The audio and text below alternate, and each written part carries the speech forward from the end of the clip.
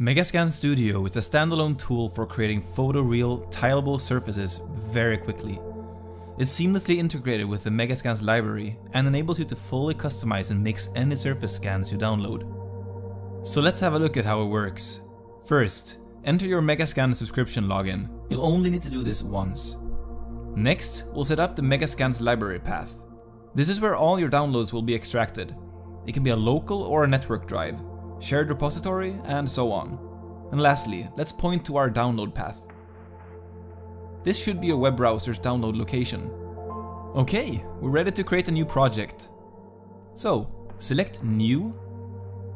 Here you set up your project, the name, surface size, texture resolution, and shader workflow.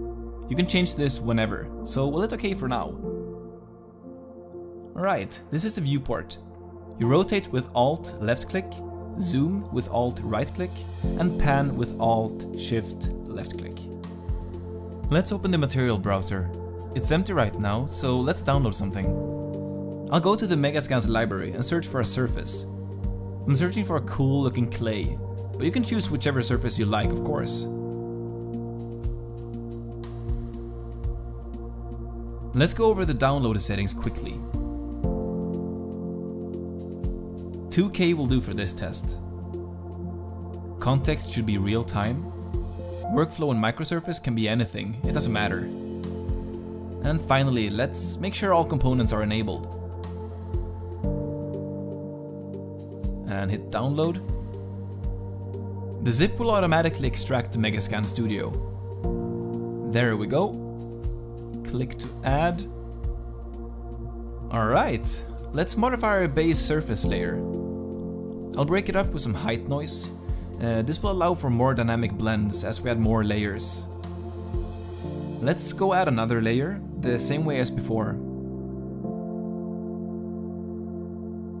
Pick whichever scan you like the most. I'll grab a stone surface. All settings always persist, so now we'll just hit download and Megascan Studio will automatically extract the scan. Let's blend it with the clay. Okay, we have our first basic blend. Let's tweak it. First, I'll match the albedo. For simplicity, I'll preview the albedo. You can also press the number keys to cycle between all the preview modes. Okay, let's customize the blend. There are many cool options to dive into, so let's take it from the top. Threshold lets you move the active surface up or down. Radius controls the softness of the blend. You can use the detail slider to introduce sharp surface details into the blend. You can also control the opacity of the active surface. I'll skip the more advanced settings for now. You can tweak the glossiness of the surface, for instance, to make it look more wet. Lastly, I'll offset the surface a bit to find a good sweet spot. You can use these techniques to basically blend in as many surfaces as you like. But next, let's try out the liquid layer. I'll lower the threshold, increase the radius, tweak the gloss, and I'll introduce some surface variation. You can also modify the cloudiness of the liquid, as well as change the color of the particles. Next, let's tweak the moisture settings, like general spread and glossiness. You can also modify how much the moisture darkens the albedo, and how the liquid smooths the underlying surfaces. You can also add simple solid layers to break up the general look of the material, so let's do that. I'm basically just creating a random noise that I'll use to introduce some wetness here and there. And there we go. Okay, I'm almost done with the surface. At this point, I just want to go back and tweak some settings here and there. Bring in a little bit more clay. Make sure the stones are blending nicely. I'm gonna decrease the liquid influence quite a bit, For fun, I'll just check how the surface would look without some of the features we set up. Okay, we're done. Before we export, let's look at the general settings you can modify. We'll start with ground size. You can change the size of your tileable at any time. Here I've changed it to 1 by 1 meters. Let's also change it to something higher. Here we've generated a fully tileable 4 by 4 meter surface on the fly. You can also instantly change the work resolution at any time. I'll set it to 8K to get all those scan details to really pop. For my purposes though, I'm more than happy with a 2 by 2 meter surface at 4K resolution. You can also switch between PBR workflows on the fly. And if you want to maximize performance, play around with the downsample settings. You can also change the tessellation whenever you want. For instance, to preview the material on a flat plane, or on a densely tessellated mesh. Let's also inspect all maps before exporting. You can select a map from the list, or simply use the number keys to cycle between them 1 through 9.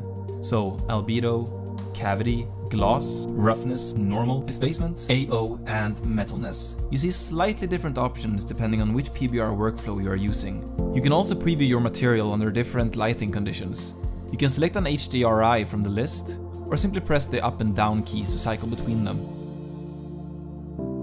Another useful feature for reviewing your materials is the tile button. Click it to see how your material repeats. You can also press T on the keyboard to toggle this mode. Alright, it's time for export. First, simply set the export name and location. Then set your export resolution. This can be higher than your work resolution. Lastly, to export, you can either load an export preset or create your own. Let's create one. I'll name this map RMA. Next, I'll expand and configure the different channels for this map. You can set it up any way you like. You can also set the gamma space per channel. Let's add another map.